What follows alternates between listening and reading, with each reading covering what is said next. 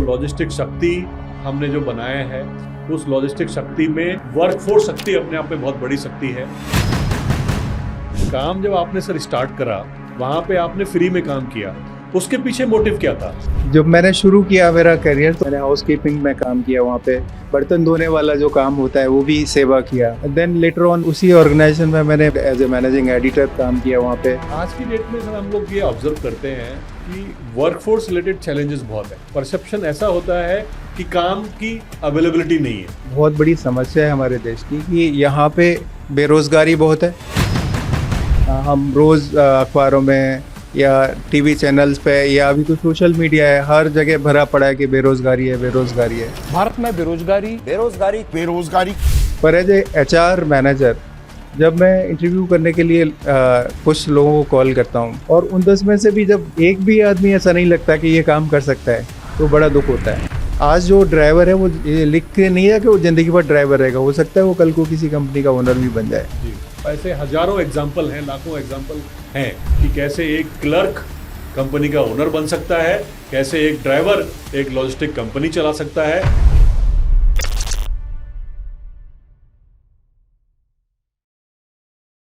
नमस्कार दोस्तों, लॉजिस्टिक शक्ति के 3rd एपिसोड में आपका बहुत बहुत स्वागत है।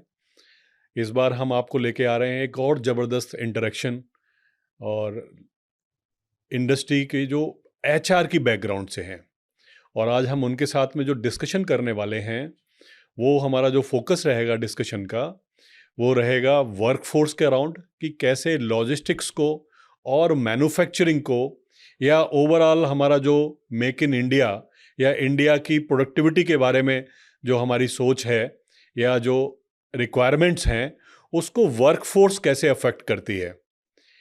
वर्कफोर्स मतलब जो काम करने वाले हमारी टीम जो एंट्री लेवल पे या किसी फैक्ट्री में या कहीं कोल की खदान में या कहीं पे भी काम करते हैं, जो हाथों से काम करते हैं, अपने शरीर का उपयोग करके काम करते हैं, उस वर्कफोर्स का क्या योगदान है लॉजिस्टिक्स में और मैन्युफैक्चरिंग में।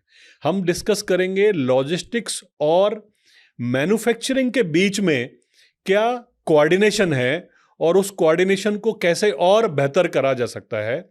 और वो डिस्कशन करने के लिए आज हमारे बीच में हैं जिनका लगभग 35 से 40 साल का बहुत बड़ा एक्सपीरियंस है और डाइवर्स एक्सपीरियंस है, जिन्होंने मैग्नीज, आयरन ओर्स जैसी खदान के ऑपरेशंस को मैनेज किया है, उनके वर्कफोर्स के ऑपरेशन को मैनेज किया है, जिन्होंने एक्सपोर्ट ओरिएंटेड यूनिट्स के वर्कफोर्स को मैनेज किया है, इंडिया की लार्जेस्ट टॉप एक्सपोर्ट हाउसेस के वर्कफोर्स को मैनेज किया है, वहाँ पे ट्रांसफॉर्मेशन किया है वर्कफोर्स के पॉइंट ऑफ व्यू से, और करंटली जो एक इंडिया की one of the largest steel manufacturing unit के 30,000 वर्कफोर्स को मैनेज कर रहे हैं day and day night basis पे। हमारे बीच में हैं श्री प्रहलाद चौधरी सर, जिनके एक्सपीरियंस के बारे में मैंने ऑलरेडी आपको एक्सप्लेन करा, और अभी हम अपना इंटरेक्शन उनके साथ में शुरू करते हैं। Thank you sir, thank you for your time. नमस्कार। नमस्कार, कैसे हैं सर आप? नमस्कार, thank you Amit, I am Thank good. you. आप कैसे हो? बहुत अच्छा हूँ सर, और थैंक यू वंस अगेन कि आपने टाइम निकाला और हमारे लॉजिस्टिक शक्ति के इस पॉडकास्ट के इंटरेक्शन के लिए हमारे जो ऑडियंसेस हैं या जो इसको सुनने वाले हैं, सुन रहे हैं या देख रहे हैं, उनके साथ जो आपने एक वार्तालाप करने वाले हैं। और ख़ास करके इम्पॉर्टेंट ये है जो आज हमने टॉपिक चुना है या जिस टॉपिक के लिए आपने समय दिया है वो है हमारी वर्कफोर्स, कि जो वर्कफोर्स के क्या चैलेंजेस हैं और लॉजिस्टिक्स और मैन्युफैक्चरिंग को कैसे हम जोड़ पाएंगे। तो थोड़ा सा सर आपकी जर्नी थोड़ा सी बताइए, जैसा कि मैंने बोला, और फिर कैसे आप इस फंक्शन में आपने अपने आप को इस मुकाम तक पहुंचाया, थोड़ा उसके बारे में बताइए। जरूर, thank you Amit, and I am really honoured to be here. Thank you sir. और मेरा लॉजिस्टिक शक्ति के सभी ऑडियंस को नमस्कार, और उम्मीद करता हूँ कि मैं ज़रूर वैल्यू ऐड करूँगा इस चीज़ में। तो पहले मैं अपने बारे में बताऊँ, मैं after my education I started working in a philanthropic organisation. So वहाँ पे ये और 90s की बात है, 91 में वहाँ पे मैंने पहली बार एक शब्द सुना जिसको मैंने पहले लाइफ में कभी नहीं सुना था, फैसिलिटी मैनेजमेंट। Facility management. और वो फैसिलिटी मैनेजमेंट क्या था? ये एक ग्लोबल ऑर्गेनाइजेशन था जिसमें मैं काम करता था, और ये सेल्फलेस सर्विस था, यहाँ पे हमें कोई सैलरी नहीं मिलती थी। Facility management without salary. ये पूरा ऑर्गेनाइजेशन जो है ना प्लांटोपिक, जहाँ पे फैसिलिटी मैनेजमेंट एक फंक्शन था जी। और उसका कार्य था कि पूरा प्लानिंग करना। अगर कल आपके यहाँ पे 1000 लोग आ रहे हैं तो वो कहाँ रहेंगे, किस तरह का उनका प्लानिंग रहेगा, और फिर उसके अकॉर्डिंगली सारी जो भी एजेंसीज हैं, जैसे परचेज डिपार्टमेंट है या ह्यूमन रिसोर्सेज डिपार्टमेंट है, एडमिनिस्ट्रेशन है, उन सारे लोगों को ये सारी चीज़ें देना, ये लीड्स देना कि आपको ये काम करना है, ये हमें सारी चीज़ें चाहिए, और जितना भी सामान उन बाहर से फिर उन एजेंसीज को मंगाना है वो सारा वहाँ लाना, लगवाना, और वो फैसिलिटी को रेडी करना, चाहे वो अमेरिका से लोग आ रहे हैं। और उसके बाद उसका दूसरा काम था कि यहाँ से अमेरिका, ऑस्ट्रेलिया या किसी भी कंट्री के जब लोग जा रहे हैं और या वहाँ पे कोई सामान भेजना है तो वो सारा वही FC जो है ना, फैसिलिटी मैनेजमेंट डिपार्टमेंट देखता था। तो आज मैं ये कह सकता हूँ कि that was the logistics basically function known as facility management in that organization, and I worked in that function without knowing that this is the function. Right. So that is my learning started about logistics, but greatly in my journey I understand the logistics function more when I was working in 100% UE units. During that time we were using road, rail, and then ship, also to ship our all consignment to US. So I have gone through entire the process during that time. But as you said, in the mining, so mining is a very complex logistics is available in the mining sector. So mining, whether it is iron ore mining or limestone mining, so वहाँ पे आप बहुत सारे चीज़ें loading unloading से लेके और उसको पूरा जो रॉ मटेरियल है उसको मैन्युफैक्चरिंग यूनिट तक पहुँचाना अपने आप में बहुत बड़ा चैलेंज होता है। और बहुत सारे फ्लिप फ्रेजेस की बहुत सारी संभावना होती है कि आपने वहाँ से कितने टन माल निकाला माइन से, पर आपकी जब यूनिट में आप पहुँचते कितना पहुँचा, कितना रास्ते में ही कहीं खाली हो गया। तो वो सारे चैलेंजेस होते हैं, और उसमें मैन पावर से रिलेटेड बहुत सारे चैलेंजेस भी होते हैं जिनको हम अगले कुछ क्वेश्चनों में मैं ज़रूर से बताऊंगा।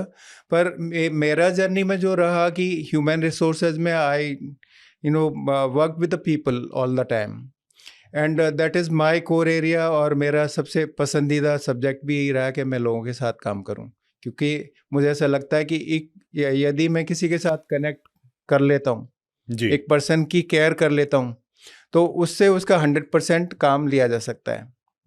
सो वो इसीलिए मेरे को ज़्यादा पसंद है कि मैं लोगों के साथ बहुत काम करता हूँ, और इसीलिए मैंने ये सब्जेक्ट के लिए जब आपने कहा तो मैंने चूज भी कर लिया कि यस आई विल बी। काम जब आपने सर स्टार्ट करा तो कितने लोगों के लिए आप केयरिंग कर रहे थे या कितने लोग आपको रिपोर्ट कर रहे थे, और आज आप कितने लोगों को हैंडल करते हैं और कैसे कर पाते हैं? ये जर्नी आपकी कैसी रही? जब मैंने शुरू किया मेरा करियर तो मैंने बताया कि प्लांटोपिक ऑर्गेनाइजेशन में मैं 9-10 साल सेवा दे रहा था अपनी जी। तो वहाँ पे एज ए इंडिविजुअल कंट्रीब्यूटर ही मैंने शुरू किया, और मैंने बहुत सारे काम किए। जैसे मैंने हाउसकीपिंग में काम किया, वहाँ पे मैंने एक बर्तन धोने वाला जो काम होता है वो भी सेवा किया। उसके बाद में उसी ऑर्गेनाइजेशन में मैंने मेडिकल एड में काम किया, being from MSc background. Then later on I worked there as their teaching head, and I also worked as a managing editor for the monthly magazine as a PR person. So ये जो सारे जो work किए, इसमें सब मैंने एक ही चीज़ सीखा कि it was all about people. The only one common thing was people. So whether I was working in housekeeping, so if I was loving with my team, they were giving the task was we were completing before time. Similarly in the media house, when I was working as managing editor, and that was the area when I got to understand about the deadlines. So like there's a deadline to print your magazine and to then to circulate to your subscribers. If you are missing that deadline, then there are a lot of issues. So managing people, I started learning there. So when I was working as a managing editor, that time I was working with 7-8 people were working in my team. So that was the beginning of तो शुरुआत तो हुई free में काम, philanthropic मतलब समाज सेवा। समाज सेवा से रिलेटेड जो ऑर्गेनाइजेशन है वो फिलैंथ्रोपिक ऑर्गेनाइजेशन है, राइट? वहां पे आपने फ्री में काम किया, उसके पीछे मोटिव क्या था?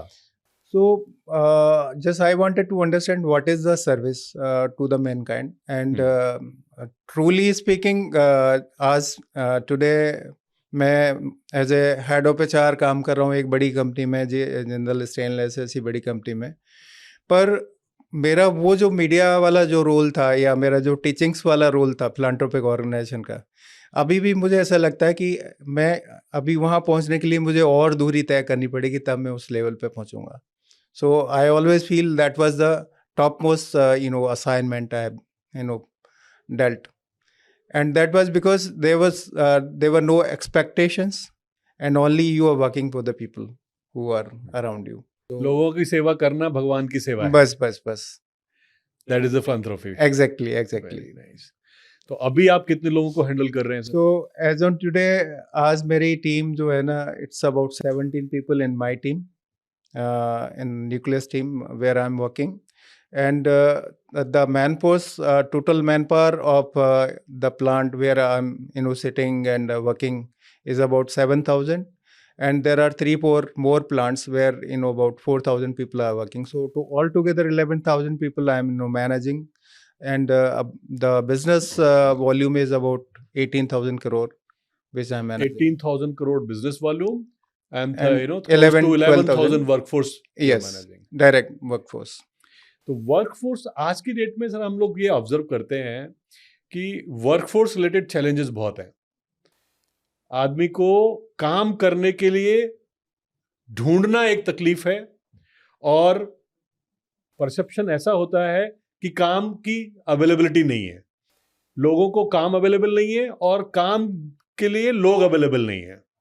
तो ये जो इनबैलेंस है वो आप भी फील करते हैं, और आप कैसे उसको ओवरकम करते हैं?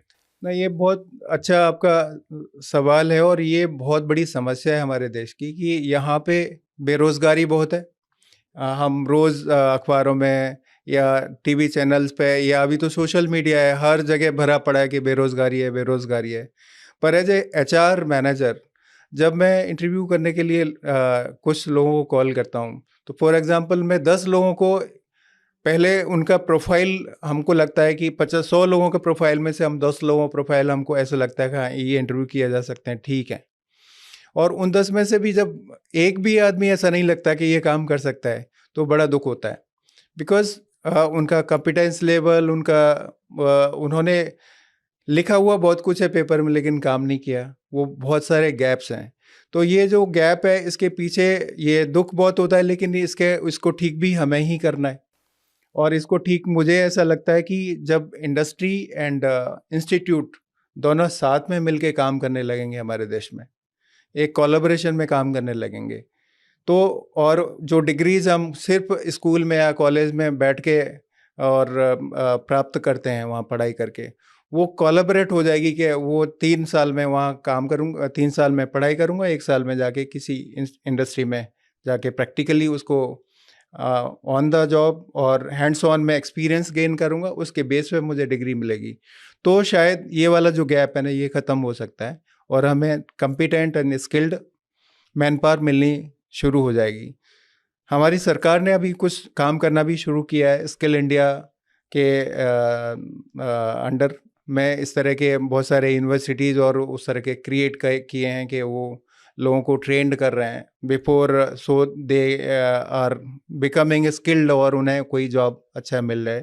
तो द वर्क स्टार्टेड, पर लेट्स सी कितना और टाइम लगता है। तो हम लोग भी खुद ये मैन पावर इंडस्ट्री में हैं, वर्कफोर्स को रिक्रूट करते हैं, लेकिन मेरा जो ऑब्जर्वेशन है अपने प्रीवियस एक्सपीरियंस से और करंट वर्किंग से, एक तो एटीट्यूड का इशू है, एक स्किल का इशू है, और इन दोनों के बीच में कहीं एडुकेशन है।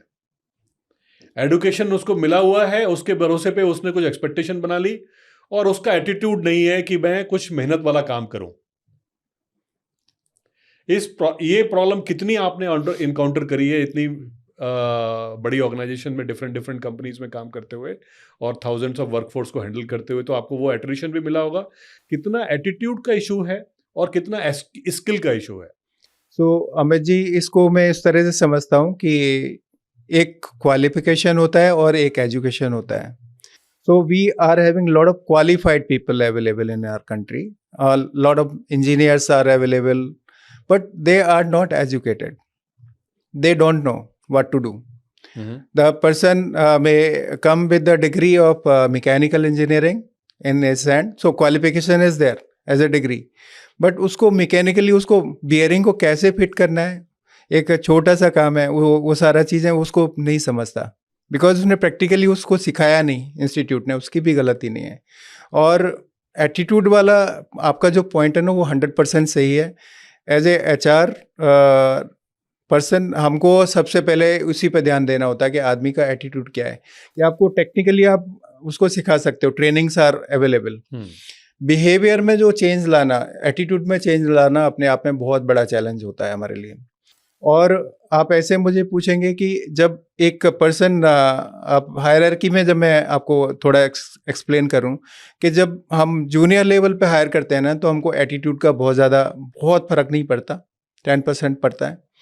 पर जैसे जैसे आप हायरार्की में ऊपर चले जाते हो, तो फॉर एग्जांपल जनरल मैनेजर कोई आपको लेना है, तो 90% you require attitude, 10% only technical know how, where as the person will come to you will having 70% technical know how and only 10% attitude. हाँ, वो तो बात बिल्कुल ठीक है सर आपकी। मेरा क्वेश्चन है, बेसिकली मैं दोबारा से रिपीट करने की कोशिश करता हूँ कि वर्कफोर्स लेवल पे एटीट्यूड उनका कि काम करने का जरूरी नहीं है, इंस्पिरेशन नहीं है, थोड़ा सा अनकंफर्टेबल सिचुएशन में नहीं आना चाहते। मुझे ऐसा नहीं लगता, मैंने जो लोगों को फील किया है कि इस तरह की चीज़ नहीं है। हमारे यहाँ के लोग काम करना चाहते हैं, पर अब कैसा हो जाता है ना कि हमारी कुछ इस तरह की हमारी प्रैक्टिसेस ऐसी हमने बना ली हैं कि एक्सप्लॉयटेशन बहुत ज़्यादा हम करते हैं वर्कफोर्स का, कि फॉर एग्जांपल मिनिमम वेजेस है, और मिनिमम वेजेस में गवर्नमेंट ने क्लियर हमारे लिए गाइडलाइंस दिए हैं कि एक अनस्किल्ड, फिर उसके बाद में सेमी स्किल्ड, उसके बाद में हाईली स्किल्ड। सो 4 कैटेगरीज में हमको लोगों को देखना होता है कि उनको हमें इसको इतनी सैलरी देनी है, ये सारी चीज़ें, ये बेनिफिट्स देना है, ये सब देना है। इंडस्ट्री चाहे वो मैन्युफैक्चरिंग है या सर्विसेज है, like there are lot of logistics है जिस पे हम आज चर्चा कर रहे हैं, तो वहाँ पे क्या होता है ना कि हम आदमी सेमी स्किल्ड है या हाईली स्किल्ड है, हम वो देखते ही नहीं। हम एक आदमी को, हमें लगता है इसको तो नौकरी की ज़रूरत है, हम इसको तो अनस्किल्ड वाला दे देते हैं, उसमें बिठा देते हैं। तो उसको पर्सन को हम लेते हैं अनस्किल्ड वाले में, और वो आदमी जो है ना वो ट्रक चला सकता है, लेकिन हम उसको एज ए क्लीनर बना के बिठा देते हैं। मैं जस्ट उसी का एग्जांपल ले रहा हूँ जिसे समझने के लिए। तो उसको क्लीनर वाला काम पसंद नहीं आता, because he is already trend, वो ट्रेंड ड्राइवर है, वो ट्रक चला सकता है, तो उसका इंटरेस्ट जो है ना ख़त्म हो जाता है। तो एज ए HR हमको ये देखना होता है कि जॉब फिटमेंट बहुत देखना ज़रूरी है कि किस आदमी को किस फिटमेंट में हमें लेना है। तो मेरा सभी से यही रिक्वेस्ट रहेगा कि आप फिटमेंट देखिए, उसके बाद में उसको हायर करिए कि आप अनस्किल्ड में लेना चाहते हो कि स्किल्ड में लेना है। ये तो एक चीज़ हो गया। उसके बाद में बहुत सारा चीज़ें हैं कि उसकी परिवार है, कि एक आदमी ड्राइवर है या मैनेजर है, जनरल मैनेजर है या CEO है, उसके पहले वो एक आदमी है, एज ए ह्यूमन बीइंग, उसका परिवार है, उसकी जिम्मेदारियाँ हैं। Right. तो उसका जो माइंड है ना, उसमें बहुत सारी चीज़ें भरी हुई हैं कि मुझे बच्चों की फीस भी देनी है, मुझे बच्चों के लिए खाना, ये सारी चीज़ें भी, ये सब करना है। तो जब उसका सीमित संसाधन हो जाते हैं कि उसको हम सैलरी दे रहे हैं, एक पार्टिकुलर हमने 10,000 12,000 रुपये सैलरी देते हैं, तो अब वो परेशान पूरे समय, उसका दिमाग है ना उसी में गुस्सा रहता है कि मेरे बच्चों के फीस मैं कहाँ से अरेंज करूँगा। तो उसका ध्यान जो है ना काम में इसलिए भी उसका बढ़ता है कि हम उसको ठीक से फैसिलिटेट नहीं कर पा रहे। तो इंडस्ट्री का जिम्मेदारी बनता है हमारा कि हम उसको फैसिलिटेट करें कि उसके बच्चों की वो पढ़ाई को सुनिश्चित कर पाए। उसका जो मेडिकल है उसको हम सुनिश्चित करें SIC के थ्रू या जो हमारा दूसरी आईडी एक्ट में एक प्रोविज़न होता है कि अगर ये एसआईसी में कवर्ड नहीं है हमारा एरिया, नोटिफाइड एरिया में नहीं आता, तो हम दूसरे तरीक़ों से उसको मेडिकल एड देने के लिए हम कहीं उसको इंश्योर करें। कल को कुछ एक्सीडेंट होता है तो उसका क्या होगा, उसकी फैमिली का क्या होगा, तो हम उसको इंश्योरेंस, उसका लाइफ इंश्योरेंस वगैरह उस तरह की चीज़ें खरीदें। ये बहुत बड़ी कॉस्ट नहीं है, बहुत छोटी कॉस्ट हैं, पर इससे क्या करते हैं, हम उसका ट्रस्ट बिल्ड करते हैं। वो आदमी जो है ना, हमें विश्वास करने लगता है, ऑर्गेनाइजेशन में विश्वास करने लगता है, ये कंपनी मेरा बहुत केयर कर रही है, मैं इसके लिए बहुत काम करूँगा, और वो जी जान से काम करता है। कि एटीट्यूड है, लेकिन हमारा एम्प्लॉयर का भी केयरिंग एटीट्यूड चाहिए। यस, तो उसका एटीट्यूड चेंज हो जाएगा, या जो रिक्वायरमेंट है, इंटेंशन है काम करने के लिए, वो बेटर हो सकती है। बस एग्जैक्टली। इसमें स्किल का कितना बड़ा रोल है? स्किल का बहुत योगदान है। अगेन, जैसे थोड़ी देर पहले हम बात कर रहे थे कि फिटमेंट हमें देखना है, तो फिटमेंट हमें स्किल के अकॉर्डिंगली देखना है। हमने अगर कोई सर्टिफिकेट लेके आ गया कि मैं तो हैवी मशीन ड्राइव कर सकता हूँ, या मैं हैवी वाला आपका 32 टायर्स वाला ट्रक ड्राइव कर सकता हूँ एक तरह से, और उसने कभी वो ड्राइव करा ही नहीं है, तो वहाँ पे स्किल टेस्ट होना बड़ा ज़रूरी है। उसने हो सकता है वो 6 चक्के वाला आपका टायर ट्रक चला लिया हो कहीं पे, तो उसको चलाना और 32 टायर वाले को चलाने में जो स्किल का गैप है ना, वो बहुत बहुत अलग हो जाता है। क्योंकि उसको खाली ट्रक सीधे सीधे नहीं चलाना, उसको कहीं पार्क करने के लिए उसको मोड़ना भी पड़ेगा, उसको बैक गियर में, रिवर्स में भी चलाना पड़ेगा। तो उसका जो उसको स्टीयरिंग कैसे, कहाँ से कट करना है, क्या चीज़ें करना है, उसको लंबे ट्रक में उसको समझ में नहीं आएगा अगर वो स्किल्ड नहीं है। तो हमें वो स्किल टेस्ट ज़रूर करना, उसको असाइनमेंट करने से पहले अच्छा हो जाता है, वो उसके लिए भी अच्छा है और ऑर्गेनाइजेशन के लिए भी अच्छा है। तो आपने जो प्रीवियस ऑर्गेनाइजेशंस में काम किया है, करंट जो आप जिंदल स्टील का इतना बड़ा वर्कफोर्स को मैनेज कर रहे हैं, वहाँ पे इस तरीके की कोई बेस्ट प्रैक्टिसेस शेयर करिए सर हमारे साथ में, या प्रीवियस ऑर्गेनाइजेशन की बेस्ट प्रैक्टिसेस शेयर करिए, जहाँ पे हमने स्किल को इन्हांस करा ऑन द जॉब, या ट्रांसफॉर्म करा उनके एटीट्यूड को थ्रू अ केयरिंग एटीट्यूड। मैं JSW स्टील का एग्जांपल बताना चाहूँगा, जहाँ पे इस तरह के बहुत सारे हम इनिशिएटिव्स रन करते थे। तो एक था वहाँ पे 200 हमें ऑटो जो लोकोमोटिव्स है ना, उनके ड्राइवर्स हमें चाहिए होते थे, और वहाँ एट्रिशन बहुत था, बिकॉज टाटा स्टील या दूसरे जो भी स्टील प्लांट्स हैं ना, सब में लोकोमोटिव होता है, और लोकोमोटिव होता है इंटरनली उनके 200 किलोमीटर के रेलवे ट्रैक्स हैं, और पूरा मटेरियल इन हाउस जो लॉजिस्टिक्स है वो उन्हीं के थ्रू वो लोग करते हैं, चाहे वो मोल्टन मेटल है या एक कॉइल को यहाँ से वहाँ ले जाना है, इस तरह के बहुत सारे काम, शंटिंग इधर से उधर माल करना, वो लोकोमोटिव को यूज़ करते हैं। तो 200 जो ड्राइवर्स का नंबर्स था, उसमें से उनको पायलट बोलते थे हम, लोको पायलट। तो वो लोको पायलट कभी भी कहीं से आपको रेडीमेड नहीं मिलते थे जी। तो हम हैवी ट्रक ड्राइविंग के लाइसेंस वाले जो लोग थे, ऐसे लोगों को हम वहाँ पे हायर करते थे, और उसके बाद उनके 3 महीने की ट्रेनिंग होती थी जी। 3 महीने का पूरा, उन्हें पहले पूरा लोको का स्टडी कराते थे कि ये लोको क्या है, कैसे चलता है, अगर फेलियर हो जाएगा कहीं पे तो वो कैसे मैनेज करेंगे उसको, तो उसको पूरा टेक्निकल नो हाउ पूरा उसका इक्विपमेंट का देते थे। उसके बाद में फिर उसको 1 महीने के लिए शैडो वो लोको पायलट का काम करता था दूसरे पायलट के साथ मिलके, और जब वो फिर टेस्ट पास कर लेता था उसको, उसके बाद उसको वो जॉब असाइनमेंट होता था।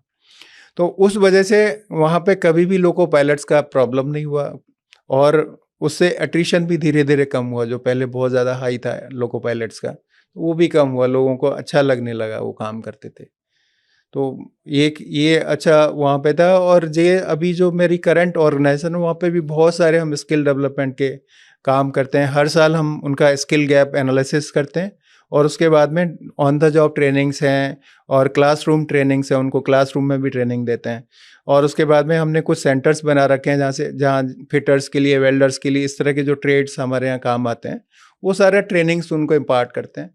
और उसके बाद उनका टेस्ट होता है, टेस्ट होने के बाद में फिर सर्टिफिकेशन होता है, उसके बाद ही उनको नया जो रोल अगर हमें उन्हें चेंज करना है, मल्टी स्किलिंग के बैनर में के अंडर में हम इस तरह की ट्रेनिंग्स इम्पार्ट करते हैं। लार्जली जो पैटर्न है इंडिया में, इंडस्ट्री में, इंडियन इंडस्ट्रीज और बिजनेस हाउसेस में, वो ऑन द जॉब ट्रेनिंग का है।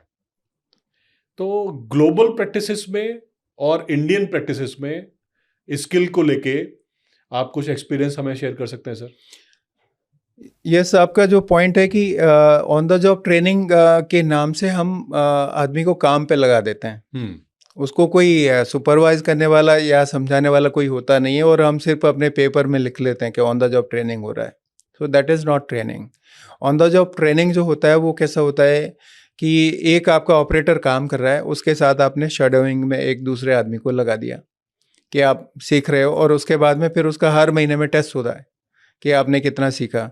और वो ऑन द जॉब ट्रेनिंग खाली ऑन द जॉब पे आदमी सीख नहीं सकता, उसको आपको क्लासरूम में पहले उसके बारे में जो थ्योरी है ना वो भी समझाना बहुत ज़रूरी है। जो प्रोसेस के जो SOP हैं वो आप ऑन द जॉब नहीं सिखा सकते, उनको पहले उसको बताना पड़ेगा। क्लास में सारी चीज़ें सीखने के बाद में फिर वो जाएगा मशीन पे जाएगा, फिर उसको प्रैक्टिकली करके देखेगा, तब उसको समझ में आता है। तो ऑन द जॉब ट्रेनिंग के साथ हमारा जो स्किलिंग ओरिएंटेशन है कि जॉब अगर इंडिया में क्रिएट करने हैं, गवर्नमेंट का भी जो मिशन है अनएम्प्लॉयमेंट को ख़त्म करना है, तो आपने बोला कि एटीट्यूड का इशू नहीं है। हमने दूसरा पॉइंट लिया स्किल का इशू है क्या, तो स्किल लार्जली हो रहा है ऑन द जॉब। लेकिन जो शुरुआती टाइम में हर आदमी चाहता है या हर माँ बाप चाहते हैं, पेरेंट्स चाहते हैं कि मेरा बच्चा वाइट कॉलर जॉब में जाए।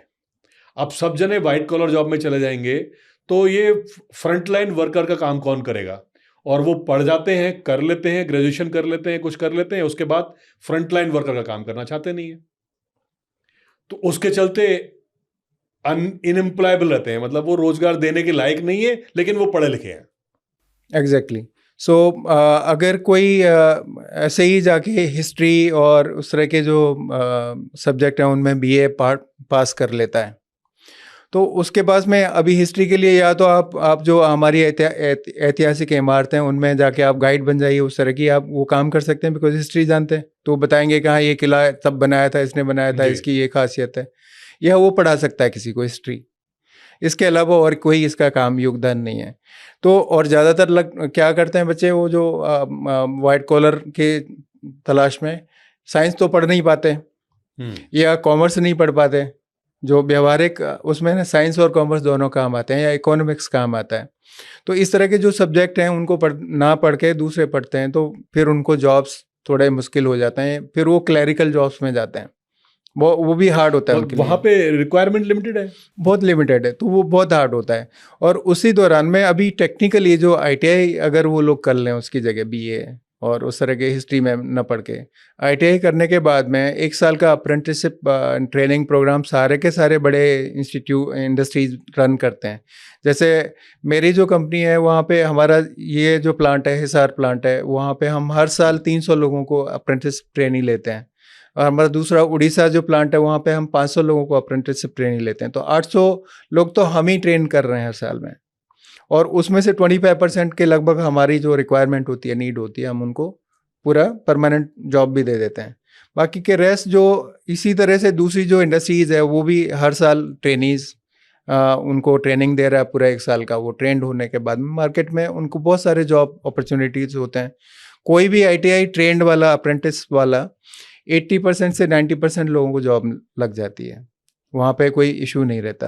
पर हमारा जो देश में कैसा है ना, भेड़ चाल वाला है कि नहीं हमको तो ग्रेजुएशन करना है, तो बच्चे उसमें जाना नहीं चाहते, क्योंकि उनको ऐसा लगता है मशीन्स में काम करना, हाथ काले हो जाएंगे, ये तो वर्कर वाला। ये एक मेन सबसे बड़ा जो स्टिग्मा लगा हुआ है कि मैं ग्रेजुएशन कर लेता हूँ बट ITI में नहीं जाऊँगा। हाँ, सो यही जो प्रॉब्लम ना, मैं जो शुरुआत में शेयर किया था ना, मेरे जो कहानी में बता रहा था कि मुझे मैंने वहाँ जाने के पहले MSc पास किया, उसके बाद में MBA किया, उसके बाद में उन्होंने मुझे क्या असाइनमेंट दिया, हाउसकीपिंग में मैंने काम किया 6 महीने। 6 महीने मैंने FC में काम किया, 6 महीने मैंने डिश वॉशिंग में काम किया, खुद से। वो सारे उन्होंने करे, वो सारे हर चीज़ में उन्होंने मुझे हर चीज़ के थ्रू निकाला, बिकॉज उस ऑर्गेनाइजेशन का एक वो था, उद्देश्य था ये बताना कि सारे के सारे जो काम है ना, झाड़ू लगाने से लेके इस ऑर्गेनाइजेशन को मैनेज करने तक के सब एक समान है। हाँ, ये बहुत बड़ा पॉइंट निकल के आ रहा है आपके डिस्कशन से कि हमारे देश में जो पुरानी वर्ण व्यवस्था है या जाति व्यवस्था है काम के हिसाब से, आज वो खत्म नहीं हुई है और हम लोगों को ट्रीट करते हैं उनके काम के हिसाब से, एज ए ह्यूमन बीइंग उनको नहीं ट्रीट करते। एग्जैक्टली सो यही वाला जो मेरा उद्देश्य, मैं बीच में भी इसी पे एम्फेसिस लाने की कोशिश कर रहा था कि हमको एक आदमी को पहले आदमी समझना है, उसको एज ए ह्यूमन बीइंग हमें ट्रीट करना है। फिर उसके बाद में वो एक ड्राइवर है या एक मैनेजर है, एक जनरल मैनेजर है या सीईओ है, वो तो एक उसकी पोजीशन है जी जो आज है वो कल नहीं रह सकती, जी परमानेंट नहीं। पर ह्यूमन बीइंग जब तक उसकी डेथ नहीं हो रही तब तक तो परमानेंट ह्यूमन बीइंग है। तो हमको जो लॉन्ग टर्म जो उसकी पहचान है उसमें अगर हम बने रहें, इंडस्ट्री उसको में अपने आप को फोकस कर ले। जो सारे मेरे कलीग्स हैं अक्रॉस इंडस्ट्री, वो सारे लोग ये रिस्पेक्ट करने लगे कि ये जो आदमी है ना, इसको मुझे एज ए ह्यूमन बीइंग इसका रिस्पेक्ट करना है। उसके बाद में वो जो काम कर रहा है उसके लिए तो उसको सैलरी हम दे ही रहे हैं उसके स्किल के हिसाब से। और स्किल जो होता है ना, उसमें ही स्किल या उसको आज मॉडर्न एज में हम लोग कॉम्पिटेंसी बोलते हैं, है ना। इसके कंपोनेंट क्या होते हैं उसमें? स्किल में आपका नॉलेज आता है, उसका एटीट्यूड आता है और टेक्निकल नो हाउ आता है कि उस चीज़ को काम करने का तरीका क्या है। जैसे चाय बनाना एक स्किल है, तो चाय बनाने में चाय में क्या क्या सामग्री डलनी चाहिए, क्या क्या होगा, इंग्रेडिएंट्स क्या होंगे, ये तो नॉलेज हो गया उसका। और उसको पानी कितना लेना है, क्या चीज़ें लेनी, ये प्रोसेस हो गया। कितना उबालना है उसको, कब दूध उसमें मिक्स करना है, दूध डालना है कि नहीं डालना है, चीनी पहले डालने के बाद में डालनी है, ये सारे प्रोसेस के SOPs हो गए जी। और जब वो परफेक्टली कर लेता है तो वो स्किल हो गया उसका करने का कि, और उसी में वो आ जाता है कि उसको आपको बर्नर जलाना भी आना पड़ेगा, बिकॉज ऐसे तो बनेगी नहीं जी। तो वो सारा स्किल जो है ना एक बास्केट हो जाता है, जिसमें नॉलेज भी उसको चाहिए, एटीट्यूड भी उसको चाहिए और उसको नो हाउ भी चाहिए, उसको प्रैक्टिकल वो भी होना चाहिए कि हाँ ऐसे बनाते इसको, इस तरीका क्या है बनाने का। ये तीनों का मर्ज होता है। तो ये तो स्किल जो है ना, आज एक ड्राइवर है, वो कल अगर उसमें बहुत सारे आपने एग्जांपल सुने होंगे कि एक आदमी एज ए क्लर्क काम करता था किसी कंपनी में और उसने जाके वो बाद में वो कंपनी खरीद ली, वो ओनर बन गया। इस तरह के एग्जाम्पल्स हमारे पास होते हैं ना, सुने, और भारत में बहुत है ना ऐसे। तो ये एग्जाम्पल हमें बताते हैं कि कोई भी ह्यूमन बीइंग है उसमें संभावनाओं की कोई कमी तो है नहीं जी। आज जो ड्राइवर है वो ऐसा ये लिख के नहीं है कि वो जिंदगी भर ड्राइवर रहेगा, हो सकता है वो कल को किसी कंपनी का ओनर भी बन जाए। तो अगर हम वो बिलीव के साथ उसको ट्रस्ट करते हैं और आज जो उसकी स्किल है, उसका कैलिबर है, उसके अकॉर्डिंगली उसको हम जो निश्चित पैसा देना चाहिए, जो सम्मान देना चाहिए, जो ट्रीटमेंट उससे देना चाहिए वो देते हैं, तो आई एम 100% श्योर कि लोग जो है ना वो 100% अपना काम करना शुरू कर लेंगे और हमारा जो समस्या वो सॉल्व हो सकती है। तो लोगों की क्षमता में विश्वास रखना और एज ए ह्यूमन बीइंग उनको ट्रीट करना, और एक क्लर्क कंपनी का ओनर बन सकता है, एक ड्राइवर एक कंपनी का ओनर बन सकता है, और ऐसे हजारों एग्जाम्पल हैं, लाखों एग्जाम्पल हैं। इसमें विश्वास रखना, इसमें कंटिन्यूसली विश्वास रखना, और जो आज की डेट में वो काम कर रहा है उसके हिसाब से उसको उसकी तनख्वाह या उसका जो डिजर्विंग पे पैकेज है वो मिल रहा है, बट उसका respect as a human being है। बस एग्जैक्टली उसकी पोजीशन के हिसाब से जो रिस्पेक्ट करते हैं हम लोग, वो सही कहीं ना कहीं उसके पोटेंशियल को अफेक्ट कर देता है। थोड़ा ह्यूमन बीइंग को हमें एज ए इंसान ही मानना चाहिए, चाहे एक हाउसकीपिंग वाला एक पर्सन है मिलता है या सिक्योरिटी गार्ड होता है। फॉर एग्जांपल मैं जब भी ऑफिस अपने जाता हूँ तो सबसे पहले मेरा सामना किससे होता है? सिक्योरिटी वाले से होगा, है ना। तो जरूरी नहीं है कि वही आपको नमस्ते करे, आप भी उसको नमस्ते कर सकते हैं ना। उसका फीलिंग क्या होगा, कौन से आसमान पे होगा? जैसे हमारे लिए होता है कि एक भीड़ है, बहुत सारी भीड़ में हम भी खड़े हैं और अचानक से नरेंद्र मोदी कहीं से आ जाते हैं और वो आके मुझे पूछता है कैसे हो, पूछ ले अचानक से, तो मेरा जो मोटिवेशन लेवल है वो कौन से साथ में आसमान पे हो जाएगा। तो एक सिक्योरिटी गार्ड के लिए आप जब मॉर्निंग में जब पहुंच जाते हो और उसको नमस्ते कैसे हो पूछ लो तो बहुत फर्क पड़ता है। आपने बहुत इंपॉर्टेंट चीज बोली कि हमेशा गार्ड से ही एक्सपेक्ट करना कि वो हमें नमस्ते करे, और जब उसका हम रिवर्स कर लें, वो भी एक एल्डरली है और हम उसको नमस्ते करें, तो उसका दिन बन जाएगा और वो किसको कैसी फीलिंग आएगी। एग्जैक्टली और this is what I learn during the philanthropic organisation, because वहाँ का ऐसा था, मोटिव था जो गुरुजी का वो टीचिंग था, सी गॉड इन ईच अदर, परस्पर देवो भव, अपने अपने आप में भगवान देखो, दूसरे में भी भगवान देखो। अपने आप में भगवान देखो, दूसरे में भगवान और जो देखो। नमस्ते हम करते हैं वो भगवान को करते हैं जो उसके हृदय में, दूसरे आदमी के में। उसके शरीर से हमको क्या लेने देना, और जो काम कर रहा है वो शरीर है। तो आपने तो इसको पूरा आध्यात्मिक सोच में सो ला दिया, और जब अगर वो सोच में आएंगे तभी तभी ये हम एक ह्यूमन सॉल्यूशन बीइंग को ट्रीट मिलेगा। कर पाएंगे। और जो पीपल स्किल है मेन लोगों के लिए इम्पोर्टेंट, उसको शायद हम अच्छे तरीके से सक्सेसफुली ड्राइव कर सकते हैं। Exactly exactly. इसमें अब कोई ग्लोबल एस्पेक्ट आप देखते हैं कि हम इंडिया में जो स्किलिंग या स्किल को लेके जो ओवरऑल इकोसिस्टम बना हुआ है, और ग्लोबली जो बेस्ट परफॉर्मिंग कंट्री हैं जिनकी productivity index, production index highest है और कॉस्ट ऑफ प्रोडक्शन लोएस्ट है because of a better productivity, तो इसके बारे में कुछ आप बता सकते हैं जो कितना वो हाँ, connected इसमें है? आप डेटा में जब हम घुसते हैं तो आप ऐसे स्टील मैन्युफैक्चरिंग सेक्टर में जब बात करेंगे, मैं अभी मेजरली उसमें हूँ, जी। तो जो स्टील मैन्युफैक्चरिंग की जो कॉस्ट है वो we are on the lowest side in the globe. India का जो स्टील मैन्युफैक्चरिंग कॉस्ट है वो बहुत लो है, या आप पूरे ही मैन्युफैक्चरिंग सेक्टर में देख लोगे ना, why the companies are now coming in to India from they are leaving China or they are leaving Vietnam or other countries, and they are putting their operations in India because our manpower cost is on lower side, our production cost is on lower side. So we have a manpower cost हमारी कम है already, और उसके चलते production cost हमारा कम आ रहा है। और दूसरा जो जो जो बेनिफिट है इंडिया में होने का कि हमारे पास हमारी जो मैन पावर है ना वो यंग है। So we are a young organisation. हमारी ओवरऑल जो हमारी एवरेज एज है 35 के आसपास आ जाती है इंडिया की, वेरएज़ जापान जो है ना 60 और 65 के आसपास में बैठा हुआ है जी। तो जब हम कंपेयर करते हैं अपने आप को पूरा ग्लोब के साथ में, तो we are a young nation वाली कैटेगरी में आते हैं, तो हमारे पास बहुत अच्छी वर्कफोर्स अवेलेबल है।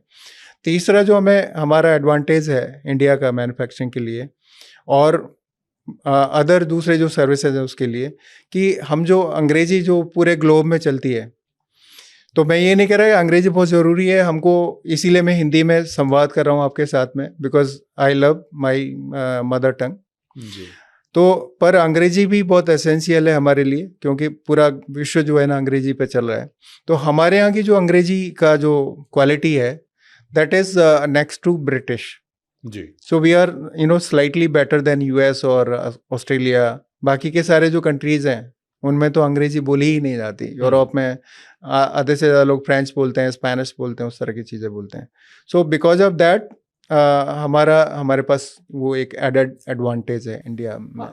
इंग्लिश बोलना तो ठीक है, आपने सही बोला, लेकिन वो एक सर्विस सेक्टर के लिए यूजफुल है। सर्विस में, मैन्युफैक्चरिंग में तो end of the day skilling हमारे लिए इंपॉर्टेंट है। तो इफ वी आर लोएस्ट, अगर हम लोएस्ट मैन पावर कॉस्ट में हैं and people are global countries are globally looking at to India as a production house, और India itself want to become a manufacturing hub, तो मेरे ख्याल से English से ज़्यादा हमारा इंटेंशन और हमारी स्किल ज़्यादा इम्पोर्टेंट, वो बहुत ज़्यादा मायने रखती है। अभी आप इसमें मैं ऐड करूँगा लॉजिस्टिक्स वाला एरिया को, बिकॉज वी आर इनटू, आप लॉजिस्टिक्स पे बात कर रहे हैं आज।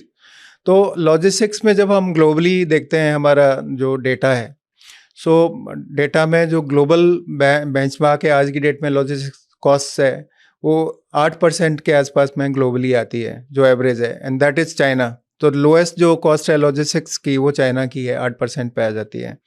यूएस जो डेवलप्ड कंट्री है उसकी भी 10% है, एंड वी आर ऑन 14%। सो हमारे लिए जो नियर जो टारगेट होना चाहिए कि we should compete with the US, कि हमारी भी जो कॉस्ट है वो हम 4% का और वहाँ पे कमी देखें। पर ये जो कॉस्ट 4% जो है ना वो कमी करने के लिए मैं ये नहीं कह रहा कि हम सारी की सारी कॉस्ट जो है ना, पीपल कॉस्ट जो है ना, कभी भी जैसे लॉजिस्टिक्स में भी आप देखेंगे तो 10 या 15% पीपल कॉस्ट होगी आपकी, बाकी की 85% अदर आपके फैक्टर्स होंगे। मैन्युफैक्चरिंग में वो 3% होती है, 4% होती है मैन पावर कॉस्ट। तो और सारे इंडस्ट्री क्या करती है कि और तो कहीं बस चलता नहीं उनका, जैसे आपको नए ट्रक खरीदने हैं तो खरीदने हैं, आपको टेक्नोलॉजी खरीदनी है तो खरीदनी है, उस पर तो नहीं चलेगा, वहाँ तो पैसा बढ़ गया आपका। तो आपको बोले यार ये 4 आदमी निकाल दो, या इन लोगों की सैलरी कम कर दो, या इनके ये वाले बेनिफिट कट कर दो। इससे क्या कर रहे हो आप कि जो आपका जो एडवांटेज हो सकता है एज ए कंपनी, वो टेक्नोलॉजी और ट्रक्स हैं ऐसा सोचना आपके ये गलत धारणा हो सकती है। बिकॉज सेम ट्रक तो आपके कंपटीटर के पास में भी हो सकता है ना, सेम टेक्नोलॉजी वो भी यूज़ कर सकता है ना। तो अल्टीमेटली आपके पास क्या है, आपकी प्रोसेसेस हैं और आपके पीपल हैं। यही दो चीज़ें हैं जो आपकी स्ट्रांग, आप अगर इनको ध्यान अच्छे से दे लो तो आपको एडेड एडवांटेज हो सकती है, आप compete कर जाते हो या आप अपने कंपिटिटर से आगे चले जा सकते हो। तो इसमें वेलफेयर वाला जो और well being of the people में जब हम बात करते हैं तो, और ख़ास करके आपके जो सेक्टर में लॉजिस्टिक्स में, तो यहाँ पे बहुत ज़्यादा फेटल के संभावनाएं बनी रहती हैं। Because there is loading unloading included आप इसमें। तो जब लोड कर रहा होता है तो कोई उसके नीचे आके उसकी डेथ हो सकती है, या हम रोड पे देखते हैं, रोड इतने एक्सीडेंट्स होते हैं उसमें बहुत सारे डेथ हो जाते हैं लोगों के, या इंजर्ड हो जाते हैं। कई बार आपने बहुत नोटिस किया होगा कुछ वीडियोस जब सोशल मीडिया पे हम देखते हैं कि ट्रक खड़ा हुआ है और ट्रक के व्हील्स के पीछे वो उन्होंने कुछ लगाया नहीं, खाली उसका गियर में लगा के छोड़ दिया, और उसी ट्रक के नीचे क्लीनर ड्राइवर्स हो जाते हैं। और कभी वो फेलियर हो जाता है, कुछ हो जाता है और ट्रक पीछे चलने लगता है या आगे चलने लगता है और वो व्हील्स के नीचे आके और डेथ भी हो गई। इस तरह के भी बहुत सारे इंसिडेंट हुए हैं। तो ये सब जो हो रहा है ना, इसके पीछे ये है कि अगर हम उनकी वेलबींग का ध्यान रखें कि जब ट्रक खड़ा हुआ है ना, तो why they need to sleep beneath the vehicle, because हमने उसमें प्रोविज़न नहीं रखा उनके कैबिन में उस तरह का। अगर हम उस तरह के प्रोविजंस, हमारा जो भी ट्रक बनाने वाली कंपनीज हैं वो अगर ऐसे चीज़ें करने शुरू कर दें कि ट्रक ड्राइवर और क्लीनर के लिए सोने के लिए भी व्यवस्था है जब ट्रक खड़ा हुआ है तो उसमें, तो शायद ये वाली चीज़ को हम टैकल कर सकते हैं। दूसरा, वेलबींग में हम खाली ना फिज़िकल सेफ्टी की बात नहीं करते। फिज़िकल सेफ्टी तो ये सारी चीज़ें हैं कि आप जब लोडिंग अनलोडिंग में आप जब कर रहे हो तो बहुत सारे ऐसे इक्विपमेंट अवेलेबल हैं आज की डेट में जिससे आदमी को अपने हाथ से कुछ सामान उठा के नहीं रखना पड़े। बिकॉज जब आप देखते हो ना कि FCI के गोडाउन वगैरह होते हैं, वहाँ पे 100 किलो का एक न बोरी होता है जिसमें 100 किलो गेहूँ होता है। तो मैंने बहुत बार देखा है वो आदमी वो कमर पे उठा के एक बोरी उठा के ले जाता है, ट्रक में रखता है। तो लोडर है, तो लोडर कितने साल तक वो वाला काम कर सकता है, उसकी बैकबोन का क्या होगा। हम लोगों को 10 किलो वजन उठाने से तकलीफ हो जाती है, वो 100 किलो उठा के रख रहा है, क्या होएगा। फिर जब उसका बैकबोन काम नहीं करेगा तब उसकी फैमिली को कौन देखने वाला है। तो इसको अगर हम रिप्लेस कर सकें, मैं ये नहीं कह रहा बेलदार की जरूरत है, उसको रिप्लेस कर दें, कुछ इस तरह का उसको इक्विपमेंट हम प्रोवाइड कर दें कि इजीली वो उसको वहाँ से वहाँ तक कैरी ले हो जाए और वो ऊपर उठ के हाइड्रोलिक्स की सहायता से ऊपर चला जाए बोरा और उसको रख दो। तो बहुत इजी सॉल्यूशंस अवेलेबल हैं और ये बहुत सारे इंडस्ट्री ने लगाए भी हैं। जैसे JSW स्टील की मैं बात कर रहा था, उन्होंने बहुत कुछ लगाया है। कोयल ऑटोमेटेड रूप से उनके यार्ड से उठ के आती है, पिक करता है मशीन और उठा के वो ट्रक में जाके लोड कर देता है। अर्लियर इट वाज मैन्युअली, वो एक ऑपरेटर उसको उठाता था, कई बार उसमें से जो हुक्स होते हैं उसमें से कॉयल निकल जाता था और नीचे फेटल की भी संभावनाएं होती थी अगर कोई आ गया गलती से उस समय। तो वो सारे चीज़ों को भी हम टेक्नोलॉजी की मदद से दूर कर सकते हैं और वेलबींग है ना उसको हम प्रमोट कर सकते हैं। तीसरा एरिया आता है मेंटल वाला जो है ना। मैं इसके बीच में एक बात बोलना चाहता हूँ, जैसे ही हम वो ऑटोमेशन करना चाहते हैं, कैपिटल का इन्वेस्टमेंट आ जाता है, तो एम्प्लॉयर या ऑर्गेनाइजेशन वहाँ पे कैपिटल इन्वेस्ट करने के लिए वर्सेस एक मैन पावर कॉस्ट, जैसे हमने बोला वो लो एक कम है हमारा, तो उनको कैपिटल और cost of capital versus deploying the people, तो उसके केस में जब वो ROI निकालते हैं तो वो ह्यूमन एंगल छूट जाता है और organisations are focus on a profit. तो इसको कैसे बैलेंस कर सकते हैं? सो इसको जब अगर माइन्यूटली अगर आप एनालिटिक्स में घुसें उसमें, तो आप देखेंगे कि जब आप मैन्युअली एक कॉइल उठा के रखता है एक ऑपरेटर, तो उसका वो जो मशीन है जो भी जिससे भी वो फोक लिफ्ट से कर रहा है या दूसरा कोई भी जो लिफ्टर्स होते हैं उससे कर रहा है, बिकॉज 30 टन का है, वो हाथ से तो उठाने वाली चीज़ है नहीं, वो बोरा तो है नहीं कि कमर में उठा के जाएगा।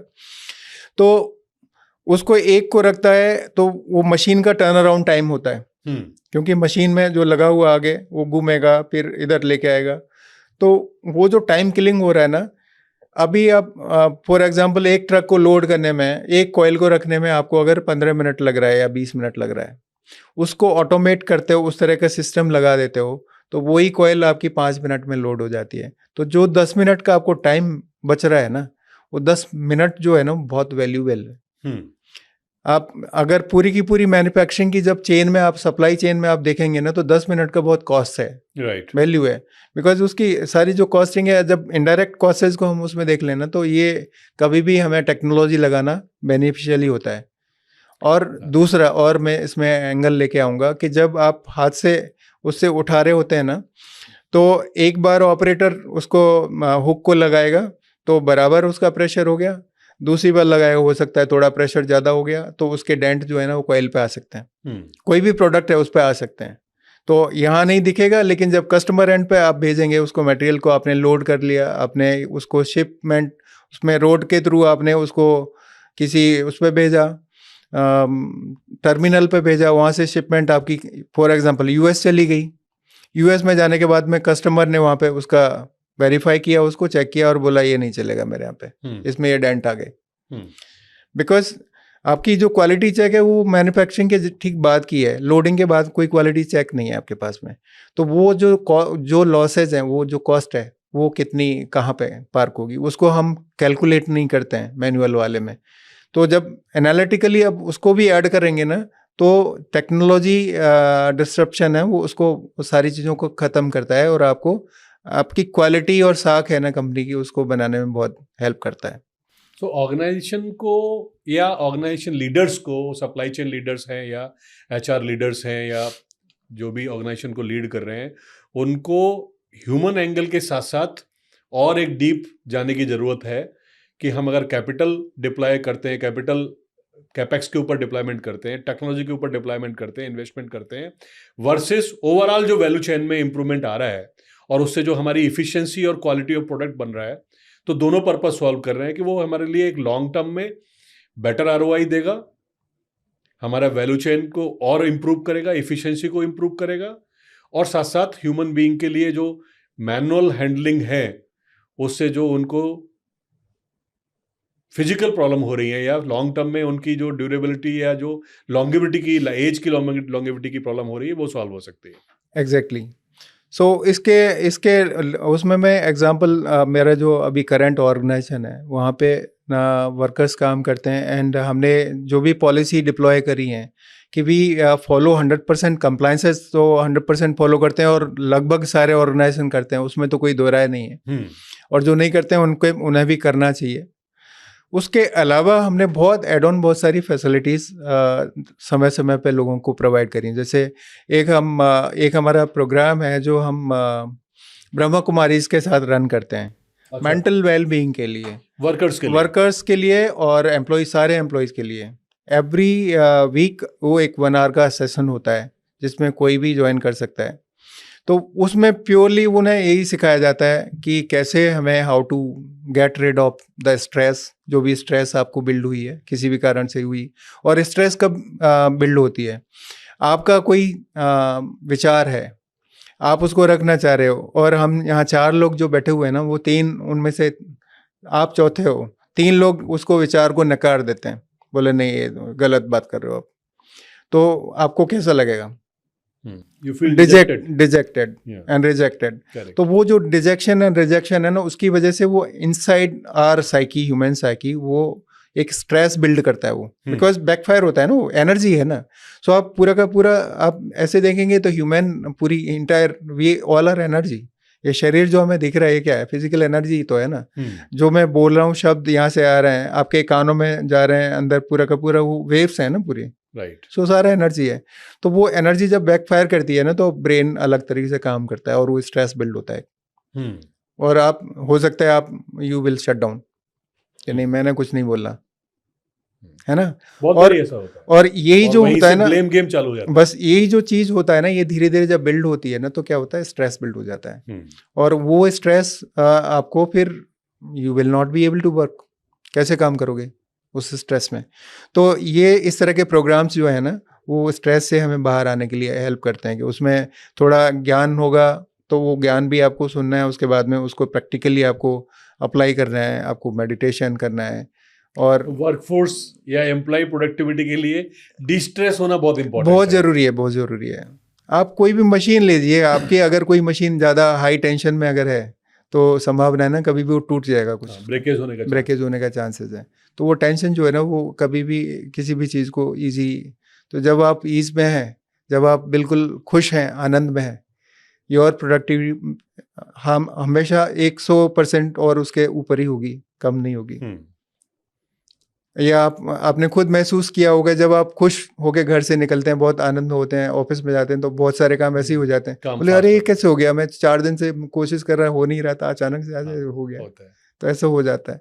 तो वही चीज़ हर एक पे अप्लाई करती है। वही एक वर्कर भी एक वही ह्यूमन बींग है, चाहे वो लोडर है, चाहे अनलोडर है, चाहे वो ड्राइवर है, और हम भी वही ह्यूमन बींग हैं। तो वो हमारे सभी के ऊपर एक ही चीज़ अप्लाई करती है, because human psyche remains same. तो आपके हिसाब से एचआर लीडर का एक बड़ा रोल है कि वो कैसे पूरे ऑर्गेनाइजेशन के लोगों को डिस्ट्रेस में रख पाए? Yes yes. सो आप इसको ऐसे भी समझ सकते हो कि एक परिवार में जी, any organisation is a family. तो फैमिली में कौन होता है? एक फादर होता है, एक मदर जी। तो फादर का काम है कि ये काम है, ये सब निपट पाने हैं, ये सारे करने हैं, आपको ये करना है, उसको ये करना है, ये सारी चीज़ें सुनिश्चित करना, फिनेंसेस वगैरह वो सारी चीज़ें देखना। और मेनली मैं हिंदुस्तान की अपनी फैमिलीज की बात कर रहा हूँ, जो हमारा अभी देयर आर डिफरेंस नाउ, बहुत सारे अलग हो सकते हैं, पर मैं यूजुअली मैं नॉर्मल फैमिली की बात कर रहा हूँ। मदर का क्या रोल होता है? घर को संभालते हैं जनरली, घर को किसने खाना खाया, किसने नहीं खाना खाया, कौन किसको क्या पसंद है ना जी। अब भी सपोज करो उनके 4 बेटे हैं, 4 में से 3 काम करते, एक नहीं काम करता, तो मदर कोई उनमें भेदभाव करती है कि इसको नहीं खाना खिलाएगी? तो एचआर का जो रोल है ना, इट्स अ मदर रोल, कि किस कौन काम कर रहा है, कौन ज़्यादा काम कर रहा है, वो उस पर ध्यान नहीं देती, सभी को बराबर खाना, एक जैसा खाना मिलता है। शी इंश्योर्स कि इसको रेस्ट नहीं मिला, उसको रेस्ट मिलना चाहिए, वो केयर पूरे समय केयर करती है, तुम अपना ध्यान नहीं दे रहे हो, ये नहीं दे रहे हो। तो HR is that, actually HR is not a controlling. और हमने क्या समझ लिया है, ये मेरे जो कलीग्स हैं उन्होंने, कि we are the controlling authority. तो हम हर जगह वो डंडा लेके घूमते हैं कि तुमने ये ऐसे कैसे कर दिया, तुमने ये कट कर दिया, तुमको आज मैं ये लेटर दे देता हूँ, वो लेटर दे देता हूँ। So HR need to be a care function to a control function. या सो पनिशमेंट देने वाले हम पुलिस से, हमको वो केयरिंग पर्सन बनना है, प्रिवेंटिव। इसको आप ऐसे बोल सकते हो आप इंजीनियरिंग लैंग्वेज में, कि there are corrective and preventive, right. So अगर हम प्रिवेंटिव चलते हैं और मैं केयर करता हूँ, मैं वो ट्रस्ट बिल्ड कर पाता हूँ, मैं एक इंडिविजुअल को उसका रिस्पेक्ट करता हूँ, तो मैं अगर उसको 200 रुपये कम सैलरी भी दे रहा हूँ ना, तो भी वो खुशी खुशी काम करेगा। बोले यार इस कंपनी को छोड़ के नहीं जा रहा है, यहाँ के लोग बहुत अच्छे हैं, यहाँ के मैनेजर्स बहुत अच्छे हैं। तो और आप 1000 रुपये ज़्यादा देते हो, लेकिन आप बात नहीं करते हो, या तरीके से बात नहीं करते हो। You don't treat them well. You pay them well, but you don't treat them well. वो लोग उनके साथ काम नहीं करना चाहते, चाहे वो घर में काम करने वाली एक सहायिका जो होती है ना, घर में किसी में आती है, थोड़ी देर 2 घंटे के लिए वे आती है, उसके भी साथ में ऐसे ही होता है कि आप पैसा ज़्यादा दोगे और ठीक से ट्रीट नहीं करोगे, तो she will stop working. Yes. तो it's a main about the caring and trusting. तो एज ए ह्यूमन बीइंग, तो प्रोडक्टिविटी निकालने के लिए caring is very start helping them, caring them and treating them well. तो बस ये बोलने में तो सर बहुत अच्छा है, बट लार्ज मैन्युफैक्चरिंग के टारगेट्स रहते हैं, प्रोडक्शन मैनेजर के अपने टारगेट्स हैं, सप्लाई चेन हेड के अपने टारगेट्स हैं, तो वो गोल अचीव करना, वो टारगेट की डेडलाइन अचीव करना, कॉस्ट की गोल को अचीव करना, और उसके साथ साथ ह्यूमन बीइंग की केयर करना, उसको बैलेंसिंग कैसे करते हैं? एक्चुअली आप ऐसे देखेंगे तो पॉइंट कहाँ आता है ना इसमें, इशू कैसा आता है कि ऑन टॉप एक ऑर्गेनाइजेशन में हायरार्की है, टॉप में आपके मैनेजिंग डायरेक्टर है, सीईओ है, उसके बाद में फिर हायरार्की है, फिर उसके बाद में सुपरवाइजर्स हैं, देन वर्कर्स हैं। तो क्या होता है कि टॉप में आपने स्ट्रेटजी बना लिया कि हमको केयरिंग होना है लोगों के लिए, हमने केयर करना शुरू कर लिया, है ना। और या एक छोटी उस पे आते हैं, केयरिंग तो बाद में आते हैं, सेफ्टी वाली चीज़ है कि सेफ्टी फर्स्ट वाला उस पे आ गया हम कि सेफ्टी फर्स्ट है, हमें सेफ्टी पे ध्यान देना है, उसके बाद ऑपरेशन है, प्रोडक्टिविटी है, तो वो हो गया। पर उसके बाद में आपका जो सारी मीटिंग है वही हो रही है, वो सारी चीज़ हो रही है और सब प्रोडक्शन पे ही बात हो रही है। Let's give them a big hand कि इन्होंने इतना अचीव कर लिया, टारगेट अचीव कर लिया, और उसके बाद में आप 2 मिनट सेफ्टी पे बात कर रहे हो, तो ये तो सेफ्टी वाली बात नहीं हो गई ना, बिकॉज आपका फोकस तो अगेन प्रोडक्शन हो गया। एक कंपनी का कोई एक वीडियो अवेलेबल है, एक बहुत मैं I am not remembering his name, तो there are several examples in India कि जहाँ पे उन्होंने they started focusing on safety, like if you talk about UltraTech cement और JSW steel, there focus is safety. So production कम हो जाएगा चलेगा, सेफ्टी में जरा सा भी कुछ हो गया तो यू विल बी पनिश्ड, तो आपका इंसेंटिव चला जाएगा, आपको वेरिएबल पे नहीं मिलेगा, इस तरह की चीज़ें। और आपकी सेफ्टी की अगर अच्छी परफॉर्मेंस रही तो इंसेंटिवाइज होगा, आपको ज़्यादा मिलेगा, 150% भी मिलेगा। अच्छा, तो वो जो चीज़ें बनाने के बाद से उनका सेफ्टी कल्चर ऐसा है कि दे आर सेफ्टी इज उनके 10-10 हज़ार 20-20 हज़ार man hours without any incident accident होने लगे हैं, और पीपल आर सो हैप्पी, क्योंकि पहले इतने फेटल हो जाता है, एक किसी फैमिली से एक आदमी का चला जाना, एक वो पूरी फैमिली अनाथ हो जाती है। तो वो सारी चीज़ों को जब हम केयर करने लगते हैं तो ऑटोमेटिकली प्रोडक्टिविटी एनहांस होती है, बिकॉज सेफ्टी एक दिन के लिए भी अगर सेफ्टी का कुछ इश्यू होने से एक फेटल हो गया ना, तो आपकी जो वर्कफोर्स है ना वो स्ट्राइक कर देगी। तो एक दिन का प्रोडक्शन है आपको ये वो 100 करोड़ में और हज़ारों करोड़ में भी हो जाता है JSW स्टील जैसी कंपनीज में, राइट, एक दिन का। तो एक ही दिन का लॉस आपका ना 1000 करोड़ का लॉस हो गया, वो कहाँ से मिटिगेट करोगे, मेकअप करोगे। तो सेफ्टी जो है ना वो आपकी प्रोडक्टिविटी को भी बहुत इन्हेंस करती है। जब इस तरह के इश्यूज नहीं होते तो आपके कोई स्ट्राइक नहीं होता, कोई उस तरह की चीज़ें नहीं होती हैं, people are happy, they are contributing.